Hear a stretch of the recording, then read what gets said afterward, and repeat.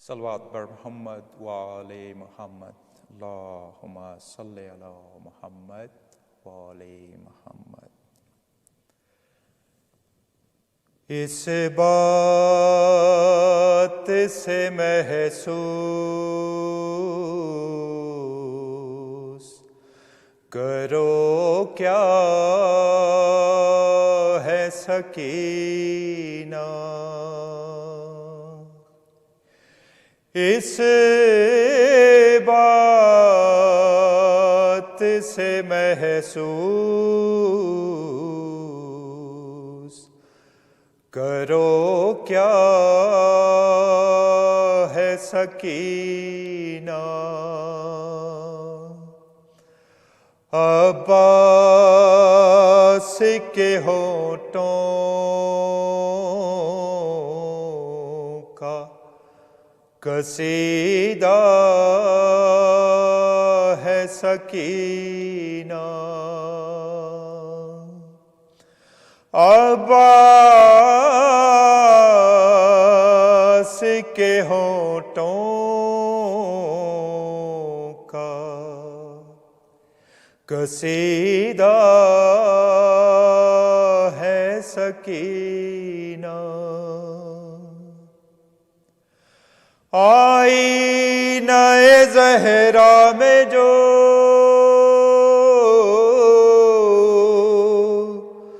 دیکھا تیرا بچپن،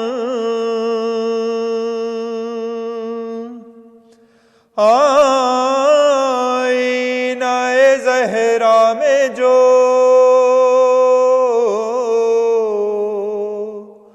دیکھا تیرا بچپن،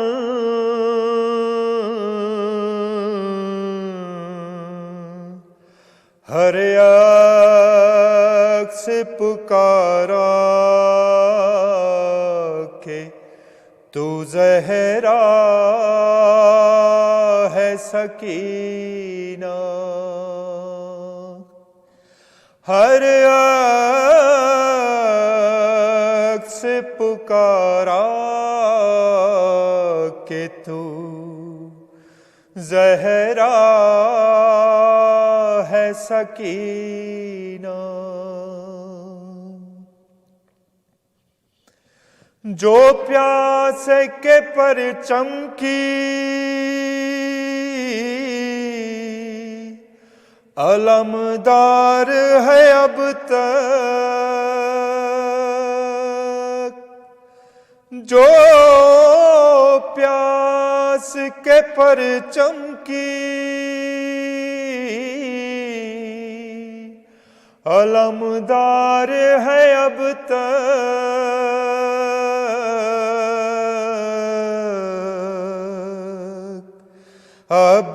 عباس کی وہ پیاری سکینہ ہے سکینہ،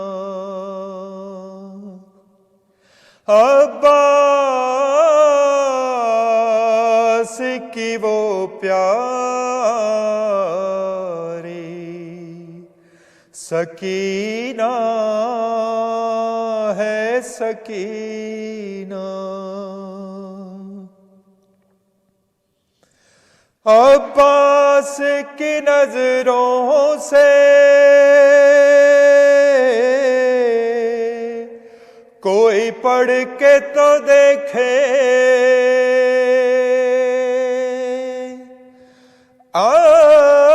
عباس کی نظروں سے کوئی پڑھ کے تو دیکھے،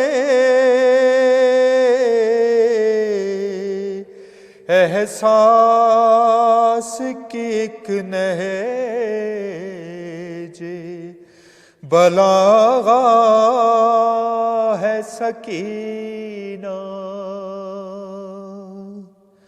احساس کی ایک نہج بلاغہ ہے سکینہ، جو مشق میں بھر سکتا ہے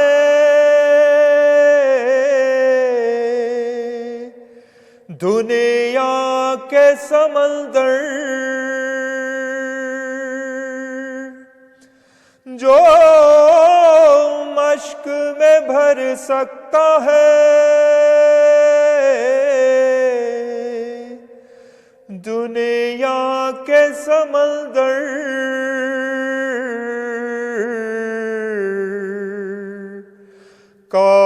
کونین میں بس وہ تیرا سکا ہے سکینہ،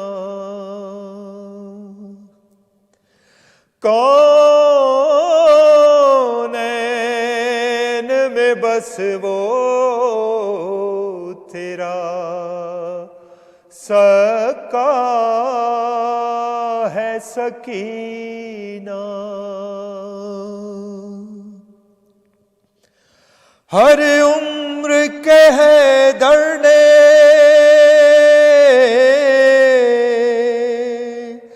جھلایا تیرا جھولا،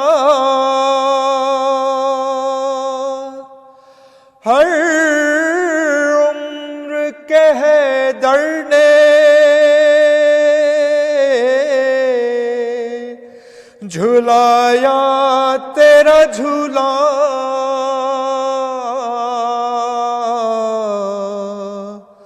یہ اوج فقط تو نے ہی پایا ہے سکینہ، یہ اوج فقط تو نے ہی پایا ہے سکینہ، ریحان کی صورت وہ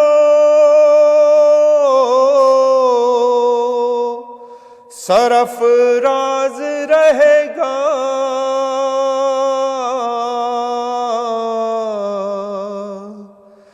جس نے تیری دہلیز کو چوما ہے سکینہ، جس نے تیری دہلیز کو چوما ہے سکینہ، عباس کے ہونٹوں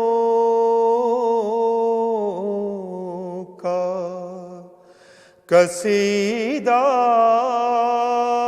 ہے سکینہ،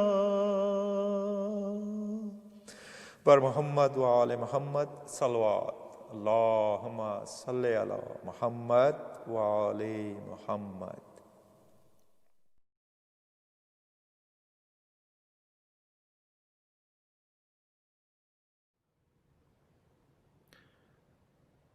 اعوذ باللہ من الشیطان الرجیم، بسم اللہ الرحمن الرحیم، الحمد للہ رب العالمین، بارئ الخلائق اجمعین، فاطر السماوات والارضین، والصلاة والسلام على سیدنا ونبینا وحبیب قلوبنا وطبیب نفوسنا ابی القاسم المصطفى محمد، اللهم صل على محمد وآل محمد وعلى أهل بيته الطيبين الطاهرين المعصومين الذين أذهب الله عنهم الرجس ويطهرهم تطهيرا، اللهم صل على محمد وآل محمد،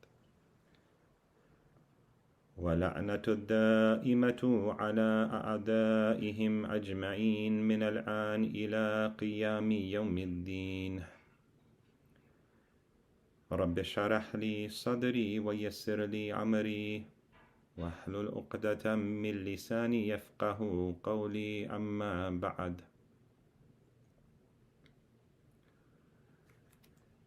Dear brothers and sisters, Assalamu alaikum jami'an wa rahmatullahi wa barakatuh. It is from the greatest blessings of Allah subhanahu wa ta'ala that we have another evening and another Muharram period in which we can commemorate the tragedy of Karbala, the tragedy that befell the Ahlul Bayt. And especially during this time when it is difficult to do so, when people have not seen each other for days or weeks or months, when people have not had an opportunity to visit the masjid, when we are cut off from our ulama in person, and we are cut off from visiting our centers of learning and worship in person. It is especially important that we make some time to commemorate the tragedy of Abu Abdullah, at the very least in our own homes and in our own living rooms. During this period of Muharram, we focus especially on what happened to the family, what happened with Imam Hussein and the family of Hussein alayhi salam. Specifically, we track their movements as they went from Hijaz towards Kufa and Karbala. And we study who the different players were and what the motivations of them were and what choices they made along the way, and how some of them earned paradise and some of them earned hellfire. But now that we are in the post-Karbala period, now that we have moved past those first 10 days of Ashura, and actually now we are in the Arba'in period, and we've just passed this period of Arba'in, it is important to take some time to also look at what happened post-Karbala. What was happening in those years immediately after Karbala during the imamat of Imam Sajjad alayhi salam. Imam Sajjad lived for 35 years after Karbala, and I would like to spend today's lecture and tomorrow's lecture addressing the life of Imam Sajjad alayhi salam. Specifically, I'd like to look at what Imam Sajjad did during that time. What are the things that he did? What are the challenges that he faced? And how did he deal with those challenges? How is it that Imam Sajjad alayhi salam carried forward the message of Imam Hussein during the circumstances in which he lived? And more importantly than that, I'd also like to look at what is the relevance of Imam Sajjad alayhi salam's actions for us living today, in this period of strain, in this period of difficulty that, not only the Shia of Ahlul Bayt are facing, but people all over the world. What inspiration, what message can we take from how Imam Sajjad lived and how he conducted himself that we can take inspiration from and rely on to help us get through this difficult time? And I'd like to divide this discussion into two parts, and that is in the following way. Today I'd like to focus a little bit on the social and political circumstances surrounding Imam Sajjad alayhi salam, and how he dealt with those circumstances, and what is it that history can teach us about how he dealt with the ruling classes of his time and other people of his time. Tomorrow, I'd like to take a more close look at Imam Sajjad's character and his akhlaq and his behavior with people on an interpersonal level, and his relationship to Allah subhanahu wa ta'ala, and some of the legacy that he has left for us in terms of some of the works that we're familiar with. As I said, today we'd like to focus on the history aspect of Imam Sajjad alayhi salam's life and look at what lessons we can derive from that. Sallu ala Muhammad wa ali Muhammad. Allahumma salli ala Muhammad wa ali Muhammad. As many of you know, his name was Imam Sajjad or Imam Zain al-Abidin, and Sajjad means in the Arabic language not just someone who does sajda, but who is someone who is excessive and who is almost superfluous or just excessive or extreme in doing sujood, in doing this act of sajda and prostrating himself to Allah subhanahu wa ta'ala. That is the meaning of Imam Sajjad's name. And I want to mention briefly some of the incidents that occurred immediately after Karbala, although that's not the focus of our discussion today. But I think just for the purpose of comprehensiveness, I'd like to mention very briefly what are the things that Imam Sajjad did and how was he involved immediately after the events of Karbala. As you know, Imam Sajjad alayhi salam, he didn't fight in Karbala because he was ill. So he's known as the Bimar, the ill Imam, or Abid Bimar is what some people refer to him. But actually, it was only that period of those few days leading up to Karbala and in the Battle of Karbala that he was sick. He wasn't actually sick for the remainder of his life, and we'll see that there were many things that he was able to accomplish during that period of time. So he didn't fight in the Battle of Karbala due to illness. And on the night of Sham-e Ghariba, Umar ibn Sa'ad's forces discover Imam Sajjad in one of the tents. And Shimr is actually the one, according to some narrations, Shimr discovers him and he says that, let's kill this man, let's kill this surviving male. But other people say, no, let's wait and ask Umar ibn Sa'ad what to do.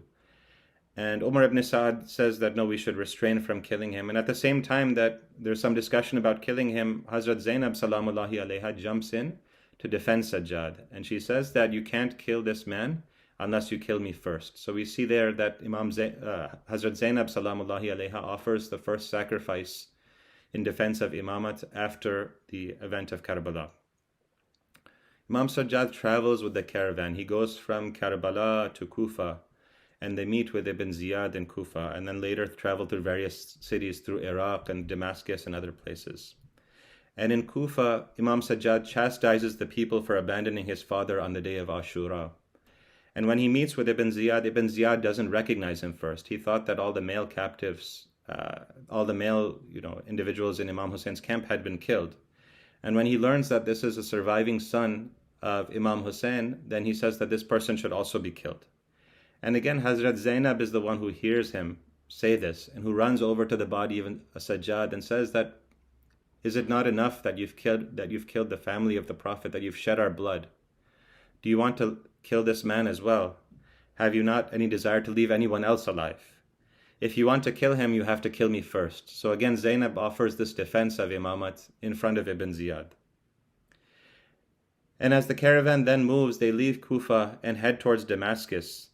And when they get to Damascus, many of you know this famous khutbah of Imam Zainul Abidin that he gives in the Darbar of Yazid, where he asks Yazid for permission to speak, and Yazid is reluctant. But he says, let me give a speech that will please the people and benefit them, and that will please Allah subhanahu wa ta'ala. And so Yazid relents, and Imam Sajjad gives his famous speech. And many of you know the context of contents of that speech. And I'm not going to repeat it here, but essentially he explains to the people who he is and who these captives are and what has happened to them very briefly in Karbala. He alludes to it. And it's said that by the end of Imam Sajjad's speech, the people who are there, many of them who didn't know about what had happened, begin crying and weeping. And they begin wailing so loud that Yazid is afraid that there's some sort of commotion or some sort of disturbance that's happening that's going to threaten him. And so what he does is he orders the muazzin who's there to recite the azan. And it's not prayer time, but the muazzin begins reciting the azan just to distract people from this commotion that Imam Sajjad has stirred up with his speech. And so we see Imam Sajjad's role immediately in the days and months following Karbala was to travel with this caravan, to tell people immediately about what had happened. And he goes with them and fulfills that role along with Hazrat Zainab salamullahi alayha. But what I'd like to focus more so on is the imamat of Imam Sajjad, specifically after he settles back in Medina, right? After this immediate period after Karbala, what is it that Imam Sajjad is doing during that time, right? What is it that's happening in society and what lessons can we learn? That's what I'd like to delve into today. Sallu ala Muhammad wa ali Muhammad.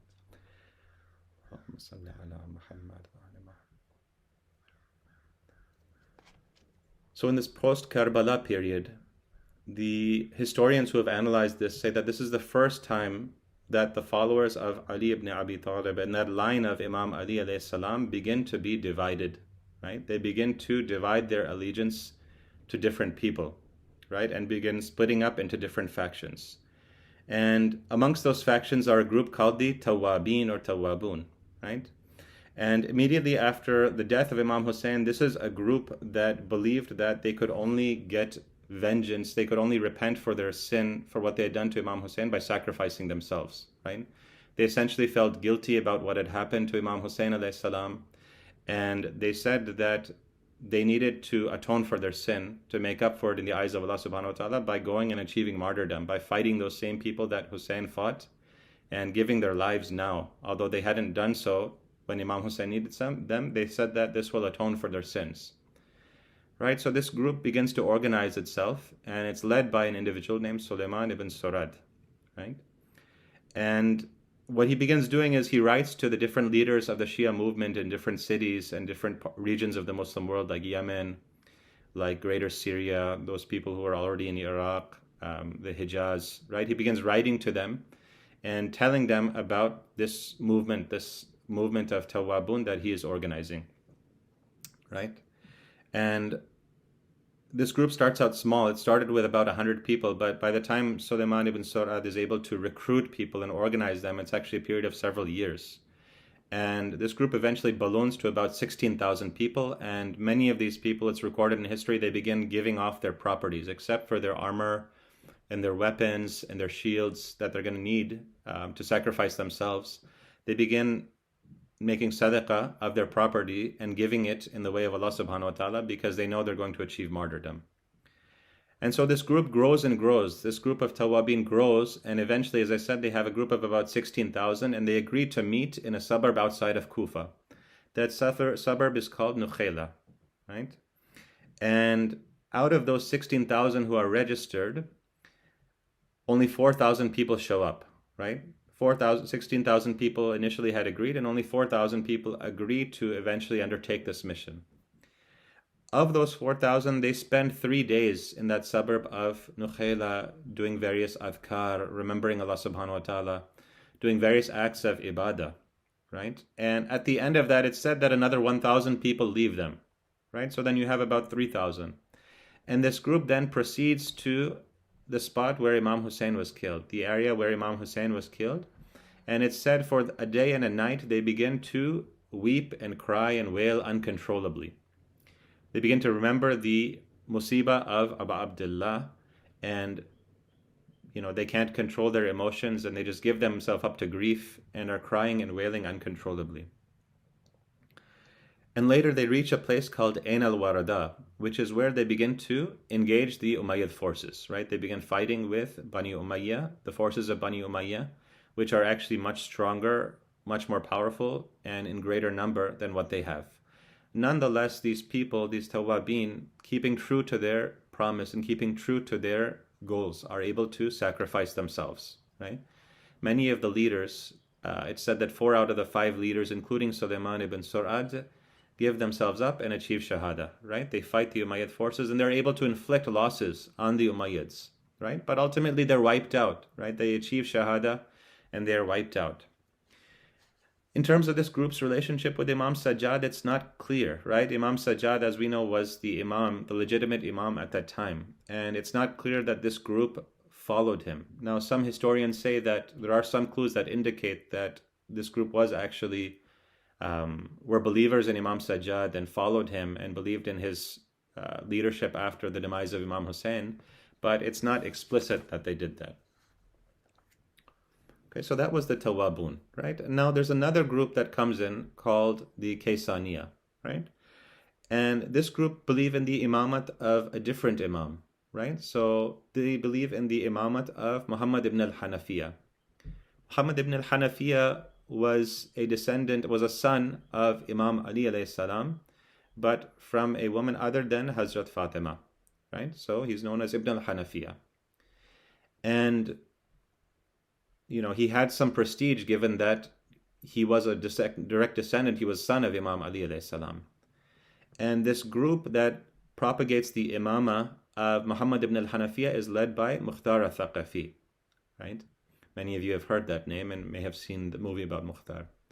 But this group is different from the Tawabin, right? So this group actually believes that they want to take vengeance for what happened to Imam Hussein alayhi salam, but they want to do so in a more organized and robust fashion, a way that will lead to some sort of military power, some sort of strength, right? And, unlike the Tawabun, whose explicit goal was solely to just sacrifice themselves and to repent for what had happened to Imam Hussein and the fact that they didn't stand with him, the Tawabun, the followers of Mukhtar and Muhammad ibn al-Hanafiya, also wanted to take vengeance against the Umayyads for what had happened to Hussein, but they also wanted to do so in a way that led to some sort of political, military, organized power for themselves. So there's a split. You have these two different groups now, right? And actually, you do indicate that there are some recordings in history that these groups had interactions, and the Tawabin, many of them rejected what Mukhtar was trying to do, right? But at the same time, you did see about several thousand people begin to switch over to Mukhtar's camp. Even before the Tawabin engage in this battle where they sacrifice themselves, many people are deflecting and joining Mukhtar. Similarly, after the Tawabin sacrificed themselves, the survivors of that, the ones who didn't achieve Shahada, we see many of them also joining Mukhtar's camp, right? So you see this large movement for the Imamat of Muhammad ibn al-Hanafiya forming on the one hand as well, and you have the Tawabun on the other hand. What was the relationship of Mukhtar and Muhammad ibn al-Hanafiya to Imam Zain al-Abidin? We have in history that Mukhtar approaches Imam Zain al-Abidin, and he says that he wants to back Imam Zain al-Abidin. And in fact, he writes a letter to Imam Zain al-Abidin pledging his own allegiance. And Imam Zain al-Abidin, for his part, he generally has a non-committal and a reserved attitude towards Mukhtar. He doesn't openly engage with him. He doesn't openly denounce him, nor does he openly, welcome what he's doing as well, right? And so Mukhtar loses hope of gaining Imam Zain al-Abidin's support. Now, I do want to mention here that there is a difference of opinion as to what exactly Imam Mukhtar was doing, and there are some historians who believe that Mukhtar was actually covertly working for Imam Sajjad and Imam Sajjad's agenda, right? And that is one view. But there's another view that he was acting independently with Muhammad ibn al-Hanafiya, and they had their own movement, their own agenda to actually and legitimately push the imamat of Muhammad ibn al-Hanafiya. And under that view, when Mukhtar lost hope of gaining the support and gaining the allegiance of Imam Zain al-Abidin, it's at that point that he independently puts forward the imamat of Muhammad ibn al-Hanafiya. And Muhammad ibn al-Hanafiya, for his part, he also doesn't openly claim to be the imam, right? But at the same time, he doesn't denounce Mukhtar. So there's a level of confusion that creeps in. So Mukhtar is propagating this claim. Muhammad ibn al-Hanafiya, who is actually a son of Imam Ali and has prestige, doesn't openly denounce him. So there's a large number of people who are then joining the camp of Mukhtar, right? And it says that, in history, it says that the Shia of Kufa, for the most part, they become followers of Mukhtar, right? They believe in him and what he's trying to do and what he's trying to organize, right? And they join that movement.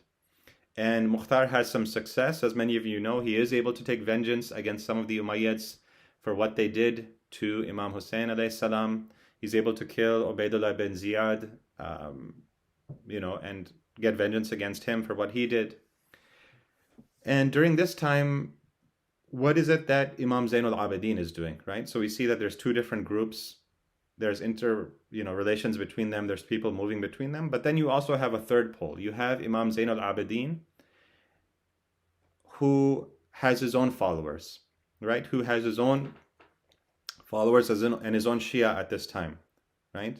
And we have in history that there are people who became followers of Mukhtar and Muhammad ibn al-Hanafiya, but then later on in their lives, they moved back to the camp of Imam Zain al-Abidin, right? There's some people that we have indications that never left Imam Zain al-Abidin from the time of Karbala to the end of Imam Zain al-Abidin's life, like Jabir ibn Abdullah al-Ansari. He didn't become a follower of Mukhtar, nor was he part of Tawabin, right? So he attaches himself to Imam Zain al-Abidin.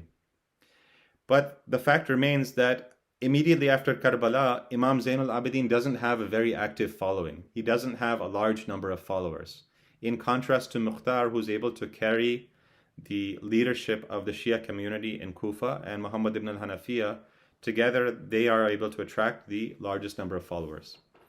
In addition to this, in addition to the fact that you have these three groups and you have this confusion, you have to look at what was Imam Zain al-Abidin's relationship to the Umayyad Khulafa at the time. History indicates that Imam Zain al-Abidin wasn't openly hostile, right? He wasn't adversarial with these Umayyad Khulafa, and many of them largely left Imam Zain al-Abidin when he was in Medina. They left him alone. In some cases, they may have sought his counsel or sought his assistance with something. And history indicates that on some level, Imam Zain al-Abidin actually cooperated with some of these Umayyads, right? And so we have that at one point, when Imam Zain al-Abidin is living there, the people of Medina are actually rebelling against the Umayyads, right? And are rebelling against Yazid, who's the Khalifa at that time. They're rebelling and revolting against him. And during this uproar, Imam Zain al-Abidin actually leaves the city of Medina and he goes and stays in an estate outside of the city. He doesn't join the revolt. In fact, the governor of Medina at the time, Marwan ibn al-Hakam, actually fears for the safety of his wife. And so he goes and asks Imam Zain al-Abidin if he can protect his wife and take his wife with him to keep her safeguarded. And Imam Zain al-Abidin alayhi salam agrees to do so. So he actually protects the wife of Marwan. So he has this non-adversarial, non-confrontational attitude. He doesn't join that revolt against the Umayyads. At the same time, during the period of his life, we see that Imam Sajjad alayhi salam is able to maintain a level of prestige and honor in society and involvement in society. It's said that at one time Imam Zain al-Abidin even went for Hajj, and as he was trying to reach the Black Stone, many of you have heard this story, as he was walking towards the Black Stone, the crowds began parting so that Imam Zain al-Abidin could go and touch the Black Stone, right? And the people who were there were obviously not all followers, yet there was a recognition of who this person was, the prestige and the honor that this person had. The crowds parted and he was able to touch the Black Stone. And at the same time, Hisham ibn Abdul Malik, who was the Umayyad Khalifa, he was also trying to touch the Black Stone, but he wasn't able to do so at the same time. And he saw Imam Zain al-Abidin and how he was able to go, and people showed him respect and allowed him to touch that stone. And he asked Farazdaq, who was a poet at that time and who was present, who this man was. And Farazdaq composes these lines of poetry in honor of Imam Zain al-Abidin. He composes poetry explaining to Hisham ibn Abdul Malik the honor and the status of this man. In addition to that, we see Imam Zain al-Abidin was also involved in other ways. In addition to his prestige and being known amongst the masses, he was also a jurist in his own right. He was also deriving Islamic law and people were going to him for his rulings, right? And so we see many of the prominent Sunni jurists of that time also developing relationships and learning from Imam Sajjad and admiring Imam Sajjad. So we have examples of Sayyid ibn Musayyib, who was one of the jurists in Medina. We have in history that he has a good relationship with Imam Sajjad and he respects Imam Sajjad. We have Al-Zuhri, who is one of the greatest, most well-known and respected Sunni jurists of that time. Also develops a relationship with Imam Sajjad and begins to admire Imam Sajjad for his piety, for his learning, for his generosity. And it's recorded that he even considers Imam Sajjad a friend. And it's recorded in history that he gives Imam Sajjad this title of Zain al-Abidin, coming from a person who's not an explicit follower of Imam Sajjad. Right? So all this is to say that what are the lessons that we can take from how Imam Sajjad is living in this time? Right? So briefly, we have these different camps, right? We have these three different poles, and Shia, the followers of the line of Ali ibn Abi Talib, are attaching themselves to these different movements. So we see division, and we see Imam Zain al-Abidin, in fact, his camp isn't the largest camp amongst them. In addition to that, we see nonetheless Imam Zain al-Abidin is still active and still involved in society, but at the same time, he's not involved in the way that Imam Hussein alayhi salam sacrificed himself, right? He's not openly revolting against the Umayyads. He's not openly giving them trouble, right? And so what are the lessons that we can take in this brief lecture that we have from some of the ways that Imam Zain al-Abidin alayhi salam conducted himself during this time and from these circumstances that he lived in? Sallu ala Muhammad wa ali Muhammad. Allahumma اللهم صل على محمد وآل محمد.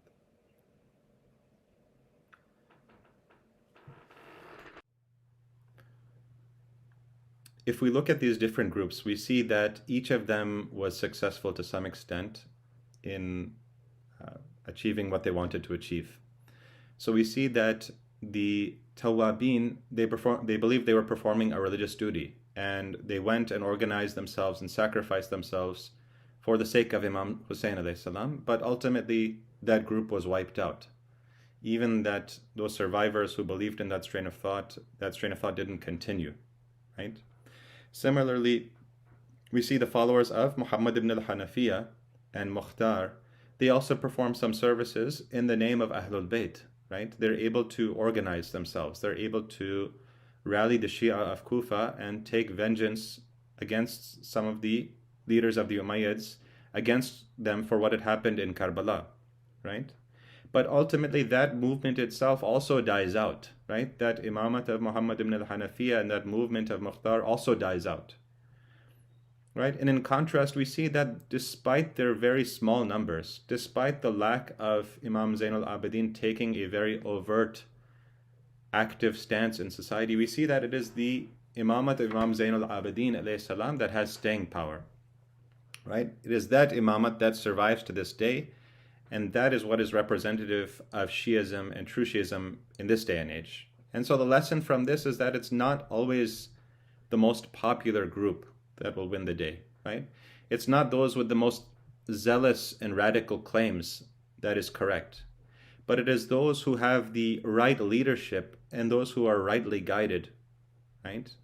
And as Shia, we have to be smart enough to recognize these different movements and recognize who these movements are working for or working against and who they're aligned with. And we need to be able to recognize who our true leadership is, right? And then hold on to that leadership, right? And we have to be intelligent in being able to analyze politically what is happening in our time, right? And who these different movements are working for and working against, and attach ourselves to that correct leadership. And how is it that we do that? There's a lot that can be said here. But very briefly, one point that is mentioned in the Quran that I'd like to share is that we gain this power of discernment through developing our taqwa.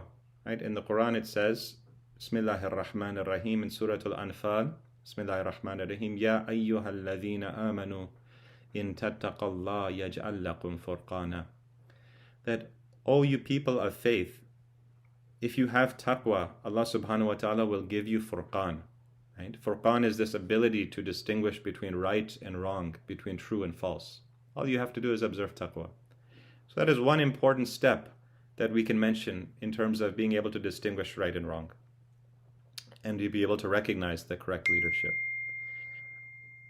A second lesson that we can take is that we know that Imam faced a very difficult time with different groups claiming his legacy, and the Umayyad forces openly being hostile to Islam and the principles of Islam, right? And how is it that the Imam carried the faith forward despite this pressure that was put on him, despite this pressure that was put on Islam during this time, right? Here we can see that the message of the Imam wasn't just revolt and revolution, right? It wasn't just rebellion and fighting back and sacrificing himself, which is what Imam Hussein did, and that was the correct thing to do at that time. However, often the conditions are not correct for revolt and revolution, and often the conditions aren't correct for sacrifice. And we see that at the time of Imam Zain al-Abidin, if he had done that, then the Shi'i movement, which was small and which was not flourishing at the time, would have been wiped out, right? So there's a time and place for that type of revolution, but if you do it at that wrong time and wrong place, there's a danger to the ultimate goal for which you're working. Historians say that when that army of Yazid came to Medina and to Mecca to attack the Hijaz, right, there is no doubt in anyone's mind that one of the people they likely would have been worried about, or the person they were most worried about, was Imam Sajjad, right, and how he would react in this circumstance, right? But we see that Imam Sajjad was not hostile to the Umayyads and what they were doing at the time, although I'm sure, and we can say for sure, what they were doing was painful to him, right?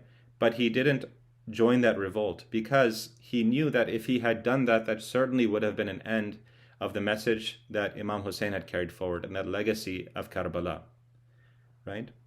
So instead, what Imam Sajjad does, instead of this open act of, standing openly against injustice and fighting openly and engaging in that revolution that Imam Hussein alayhi salam engaged in, is that he works on a covert level. He begins preparing the ground for social change, for political change that would occur after him, by training his followers spiritually, by building networks, by helping people in need, right? And here Shahid Mutahhari, in analyzing the life of Imam Sajjad, he says something very beautiful. He says that if somebody wants to be of service to Islam and to the cause of Allah subhanahu wa ta'ala, then no matter the circumstances, that person will always find a way to do so, right? That person will always find a way to do so. And then he gives the example of Imam Sajjad, that despite this pressure he was living in, he still found a way to propagate the message of the Ahlul Bayt in his time. And how is it that he did that? One of the things he did was that he made sure to keep alive the memory of Karbala, right? He mourned openly for Imam Hussein alayhi salam. We have narrations from Imam Baqir that Imam Sajjad cried over Imam Hussein for 20 years, such that when food was put in front of him for 20 years, Imam Sajjad would cry in remembrance of Imam Hussein. And people would ask him, "O son of the Messenger of Allah, isn't it time that your sorrow finishes?" So Imam Sajjad used this remembrance of Imam Hussein to mourn his father and mourn what had happened and keep that message alive. And Shahid Mutahhari says that, was this remembrance just like your and my remembrance, let's say, in which we hear about the event and we feel sad and cry, right? Is it just a purely emotional response?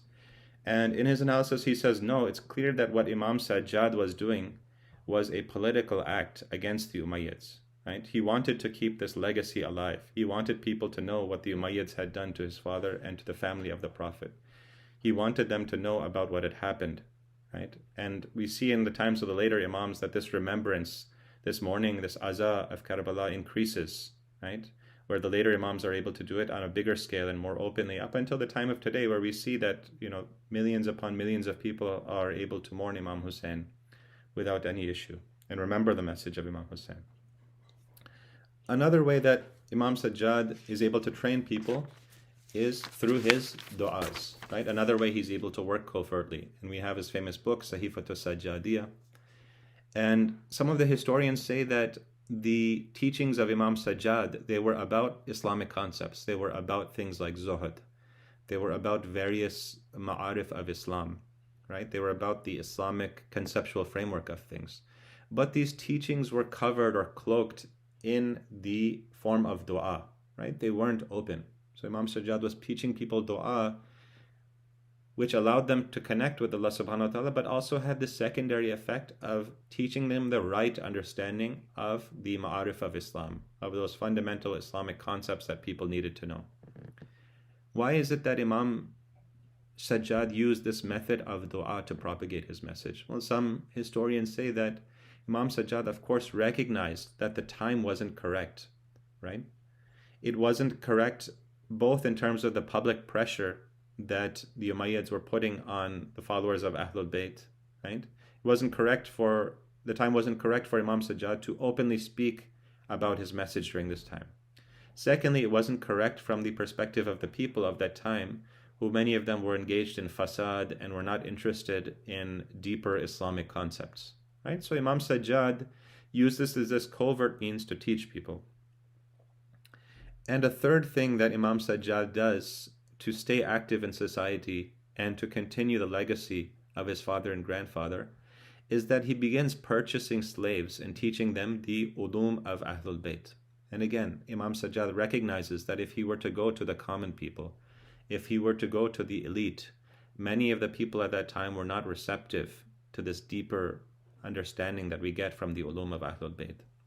So what he does is he begins purchasing slaves and bringing them into his home and teaching them the ma'arif of Islam, and later freeing those same people to go back to their own, tribes and own communities to spread the teachings of Ahlul Bayt. And we see as a result of this action of Imam Sajjad, we see that by the time of Imam Sadiq, we have many descendants of those same slaves who are amongst the greatest students and the closest students of Imam Sadiq alayhi salam. It's these same people who Imam Sajjad began inculcating with Islamic values and Islamic teachings. Their descendants now become some of the well-known narrators and students from Imam Sadiq alayhi salam. And a hidden wisdom in this is that Imam Sajjad also was uplifting the lowest and the most vulnerable people in his society. Just as his great-grandfather, the Prophet, who when he moved to Medina, he could have just engaged with the elite of Quraysh and the elite of Arabian society. But we see that he also didn't neglect the most vulnerable and needy people, right? He also catered to a group called the Ahlul Suffa. And what these people were known as the people of the bench. And we have in history that the Prophet, salam, in his mosque in Medina, he had an area or a bench inside the masjid where he catered just to the needs of those indigent people who had no sustenance, who had no home, who were lacking in food perhaps, right? So he catered to these people and he took care of their needs, right? And perhaps Imam Sajjad, in continuing that legacy, realized that in teaching these slaves in this segment of society that nobody else really wanted to interact with, these underprivileged, lowly people in society, perhaps he recognized that it is with this group that the message of Ahlul Bayt can be most spread during this time, right? So what is the lesson for us from the fact that Imam Sajjad used these indirect means?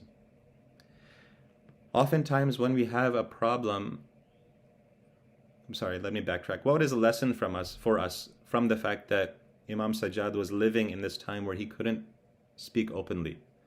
He couldn't revolt, right? And many scholars will describe his actions with the Umayyads and his interactions with them as taqiyya, because he couldn't have done otherwise. And if he had done so, it would have led to the end of the movement that he was trying to continue and trying to propagate. So he was compelled to do so. But what can we learn from the way that Imam Sajjad still remained active in society? We see, as I said in summary, that he was still a jurist. He still had relationships with people who were outside of his circle of followers. He still had admirers from those people. He was still answering Islamic questions. He had prestige. He was bringing in slaves and teaching them the ma'arif of Islam. He was teaching other people the ma'arif and the teachings of Ahlul Bayt in the form of dua, right? And he was doing other things, right, at the time.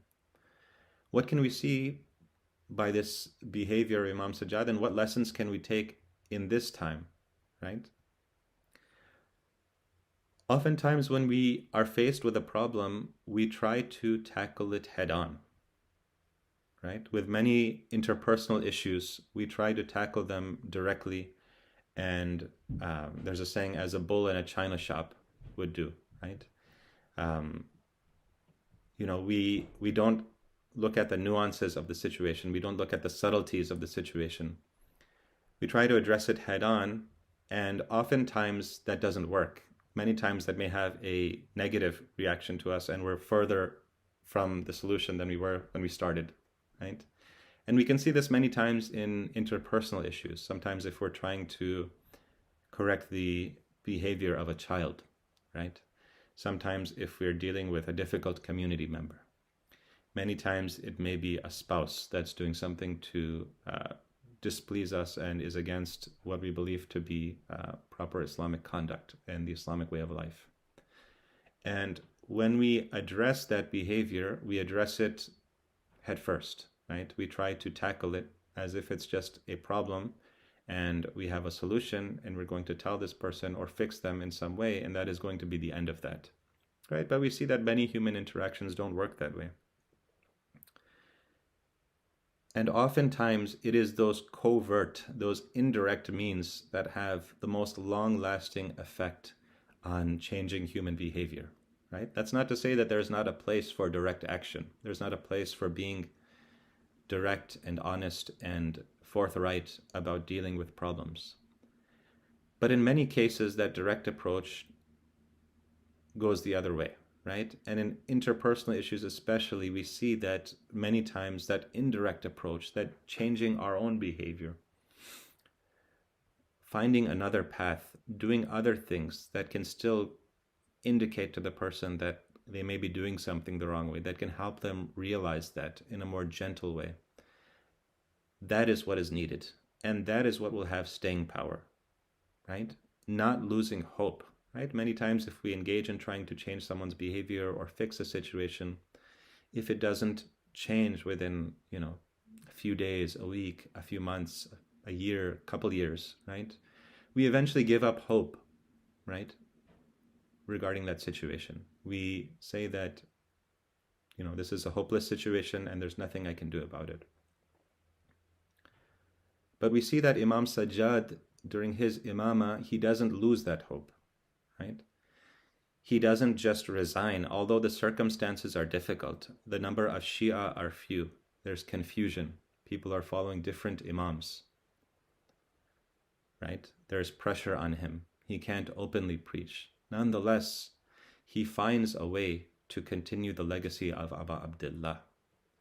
He doesn't despair at the moment of finding a way to continue that legacy and propagate that message that his father stood for. And when we talk about a group of people that didn't despair of the mercy of Allah subhanahu wa ta'ala and didn't despair of what had happened to them and didn't despair of the things that had occurred and what the future would hold for themselves and the followers of Ahlul Bayt and what their situation would be on the Day of Judgment, then we can look at Imam Sajjad alayhi salam, but we can also look at the entire family and survivors of the massacre of Karbala and what they did in the days and months immediately after the sacrifice of Karbala. And so as we move towards the conclusion of our lecture, let us take a few moments to remember these martyrs and how they themselves commemorated the tragedy of Karbala. Sallallahu alayka ya Aba Abdillah. Sallallahu alayka ya ibna Rasulillah.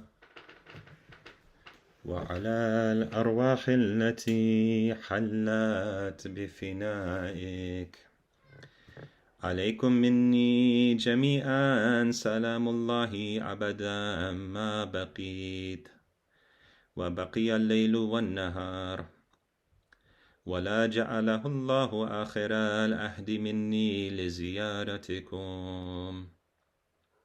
السلام على الحسين وعلى علي بن الحسين وعلى أولاد الحسين وعلى أصحاب الحسين بأبي أنت وأمي يا أبا عبد الله. Brothers and sisters, these are the days of Arba'in. These are the days when many of us, if we were given the tawfiq, we would have taken the opportunity to be in Karbala in these days, immediately after Arba'in. Perhaps at this very time we would be sitting in the haram of Abu Abdullah reciting the Holy Quran. Perhaps we would be standing in Bainul Haramain, walking towards the Zari of Hazrat Abbas, waiting to perform the ziyarah of Hazrat Abbas. Perhaps we would be holding on to the Zari of Imam Hussein, making our most heartfelt and sincere dua. We know that in these days immediately after Karbala, that the first Zair, the first person to visit the grave and to pay respect to the grave of Abu Abdullah was the old companion of the Prophet, Jabir ibn Abdullah al-Ansari. He was the first visitor to Karbala, and his age was such, he was such an old man that at the age that he was visiting Abu Abdullah, he had become blind. And it is said that he has his servant who was helping him. And he tells his servant that, "Oh servant, take me to the Euphrates River, where I may perform my ghusl, and then I can go see my Hussein." And so he goes to that river, and when he goes to the river, he starts feeling the coolness of the water. And Jabir has a strange thought. As he feels the coolness of the water, it's narrated that he puts his hand there, and he starts speaking to the river, and he says, "Oh, river of Furat, you're still running? Aren't you ashamed that the children of Hussein died? Aren't you ashamed that they died wanting some water from you, and you're still flowing?" Jabir did his ghusl, and then he comes to the grave of Hussein. And 3 times Jabir says, "Ya Aba Abdullah, Ya Aba Abdullah, Ya Aba Abdullah." And when he comes onto the grave of Imam Hussein, he falls on top of the grave and he says, "Assalamu alayka ya Aba Abdullah. Assalamu alayka ya Aba Abdullah. May peace be upon you, O Aba Abdullah." And he says it again, "Assalamu alayka ya Aba Abdullah." And the narration says he says it a 3rd time, "Assalamu alayka ya Aba Abdullah." And there's no reply to Jabir. And at this point, Jabir cries out. He says, "Oh Hussein, does a friend not answer the salam of his friend? Hussein, I'm your friend. Please respond to my salams." As Hussein is lying there on the ground of Karbala, Jabir's servant tells him that, "Oh Jabir, there is a group and there is a caravan coming towards us." The narration says that Jabir asks, "Who is this caravan? Who is coming in them?" The servant says that, "I see a young man walking towards me. I see a young thin man, and there are some ladies and children with him." Jabir goes forward, and it is Imam Sajjad who comes forward to meet Jabir. Now, brothers, let's take a moment to imagine Imam Sajjad coming back to the grave of his father for the first time. Imam Sajjad meets Jabir and he says, he asks his Aunt Zainab, Aunt Zainab, who is this person that's come to visit my father? Who is this person that's made the ziyarah of Hussein in Karbala, that's doing the arba'in of Hussein in Karbala? Zainab says that, "Oh Sajjad, this is Jabir ibn Abdullah al-Ansari, who's come to visit." And my friends, let's pay attention to the sentence of Zainab here. Zainab, when she hears that Jabir is the one who's come to visit Hussein, she says, "Rahimallahu waladayk ya Jabir." "Oh Jabir, may Allah have mercy on your parents." My friends, those who do ziyarat of arba'in, Zainab's dua for them is, "May Allah have mercy on your parents." Ajrakum Allah. The ladies come and they all cry. And they stand around the grave of Hussein weeping and wailing. And it's said that Zainab falls onto the grave of Hussein and she falls unconscious. The ladies begin picking up Zainab. The ladies begin consoling Zainab and picking her up off the grave and telling her that everything will be okay. And now there's one last thing to say. It's narrated that Fatima al-Kubra, the oldest daughter of Hussein, after these ladies have done their weeping and have remembered the tragedy of Abu Abdullah, they begin to bid farewell to Hussein. And Fatima al-Kubra, the oldest daughter of Hussein, as she's leaving this land in which her father is buried, she says, "Ya Karbala, Ya Karbala, oh Karbala, Karbala, we are leaving you with a body that has no kafan. Karbala, we're leaving you with a body that has no ghusl. Karbala, please take care of this body after we are gone. Inna lillahi wa inna ilayhi raji'un. وَسَيَعْلَمُ الَّذِينَ ظَلَمُوا أَيَّ مُنْقَلِبٍ يَنْقَلِبُونَ. Matam Hussein.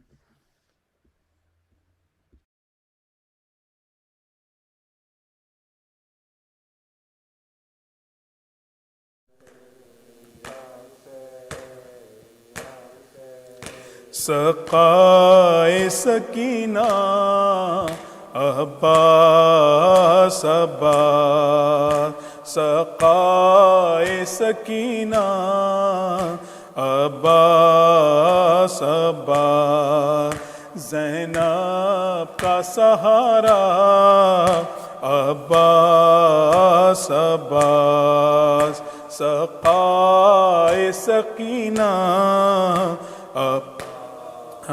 صبا گالوں پہ تماچے جو ہی کھاتی تھی سکینہ رو رو کے فقط تم کو بلاتی تھی سکینہ گالوں پہ تماچے جو ہی کھاتی تھی سکینہ رو رو کے فقط تم کو بلاتی تھی سکینہ آ جاؤ خدا را عباس عباس سقائے سکینہ عباس عباس سقائے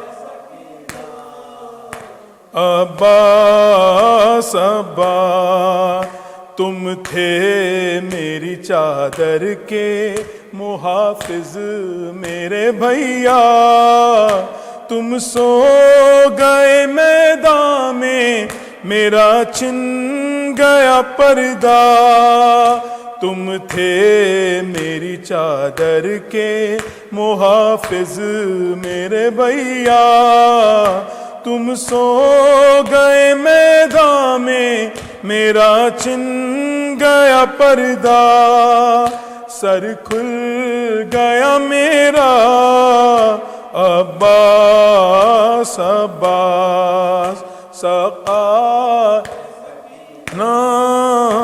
عباس عباس سقائے سکینہ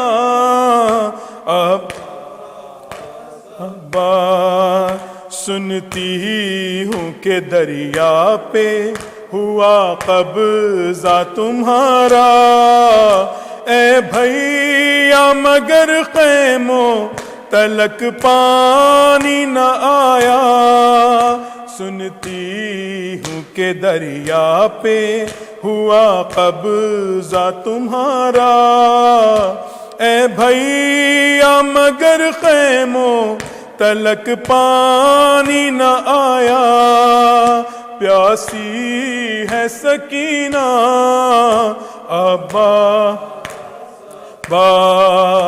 سقا عباس عباس سقا عباس عباس شبیر کا سر پشت سے جب کاٹا گیا تھا خنجر کے تلے بھائی نے 2 بار کہا تھا شبیر کا سر پشت سے جب کاٹا گیا تھا خنجر کے تلے بھائی نے 2 بار کہا تھا آؤ میرے بھیا عباس عباس سقائے سکینہ عباس سقا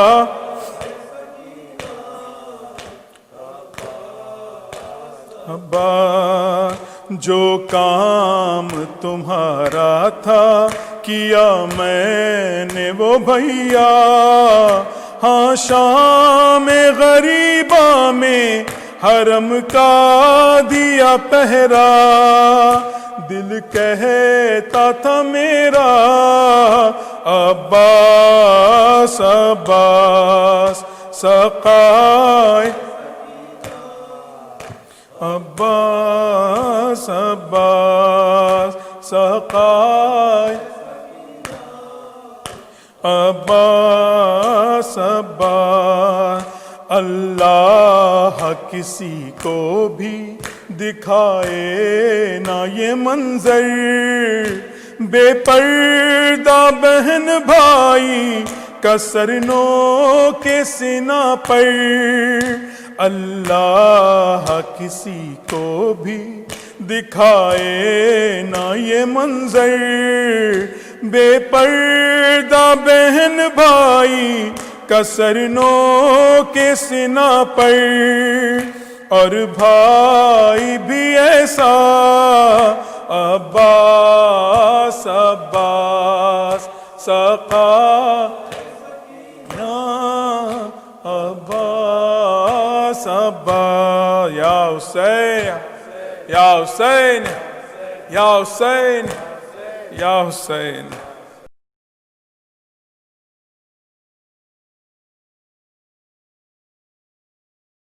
Dear brothers and sisters, today's Majlis was sponsored a family that who doesn't want to share their name. We request you all to pray for their sehat, salamti and khair barakat. May Allah subhanahu wa ta'ala give them abundance of rizq and answer their du'as and fulfills their hajat. So please recite a loud salawat for this family. Allahumma salli ala Muhammad wa ali Muhammad.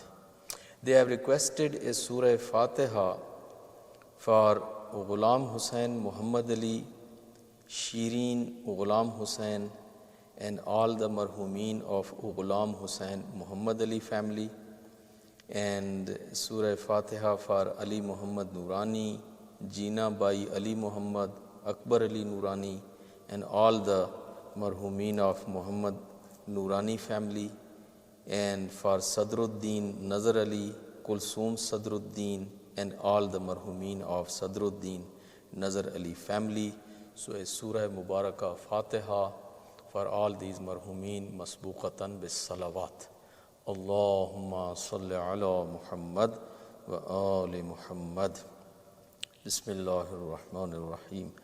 Alhamdulillahi Rabbil Alameen. Ar-Rahmanir Rahim. Maliki Yawmiddin. Iyyaka na'budu wa iyyaka nasta'in. Ihdinas siratal mustaqim. Siratal ladzina an'amta 'alayhim ghayril maghdubi 'alayhim waladdallin. Allahumma ighfir lahum wahshurhum ma'an nabiyyi wal a'immatil athhar. Allahumma salli ala Muhammad.